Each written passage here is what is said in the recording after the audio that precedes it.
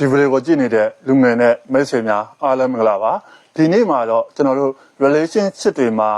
conflict ဖြစ်ရတဲ့အကြောင်းရင်းလေးတွေကိုမျှဝေပေးချင်ပါတယ်ဟုတ်ပါတယ်အားလုံးသိထားကြတဲ့အတိုင်းပဲကျွန်တော်တို့အဖွဲ့အစည်းတစ်ခုမှာဖြစ်စေကိုယ့်ရဲ့မိသားစုဝင်တွေမှာဖြစ်စေကျွန်တော်တို့ relationship တိုင်းမှာ conflict ဆိုတာအမြဲရှိသမျှပါအဲ့ဒါ conflict ကဘာကြောင့်ဖြစ်တာလဲဆိုတော့ပထမတစ်ချက်အနေနဲ့ကျွန်တော်တို့ရဲ့ရန်လိုမှုတွေကြောင့်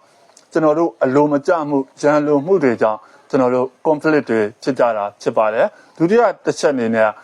အစိုးမြင်စိတ်လူတွေပေါ်မှာအစိုးမြင်စိတ်ထားချင်ရင်လဲ relationship မှာပဲဖြစ်စေကိုယ့်ရဲ့ပတ်ဝန်းကျင်မှာပဲဖြစ်စေ conflict တွေဖြစ်တတ်ပါတယ်နောက်တစ်ခုကနားလည်မှုတွေလွဲနေတဲ့အချိန်မှာလဲကျွန်တော်တို့ conflict တွေဖြစ်တတ်ပါတယ်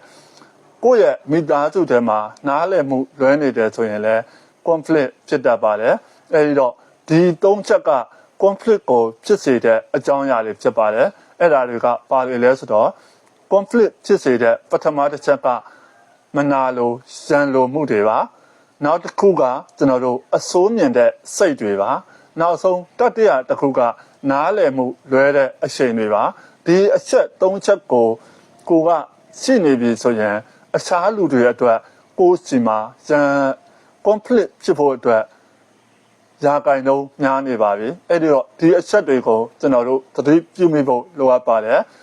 ဒီဗီဒီယိုလေးကလည်းမိတ်ဆွေအတွက်အကျိုးရှိမယ်လို့ယုံကြည်ပါတယ်တစ်ချိန်တည်းမှာပဲနောက်ထပ်မျှဝေစေချင်တဲ့အကြောင်းအရာတွေရှိရင်လည်း comment မှာရေးခဲ့ပေးပါဦးနောက်ထပ်ကောင်းမွန်တဲ့ဗီဒီယိုတွေနဲ့ကျွန်တော်တို့ပြန်ဆောင်ကြပါမယ်အားလုံးပဲကောင်းသောနေ့လေးဖြစ်ပါစေ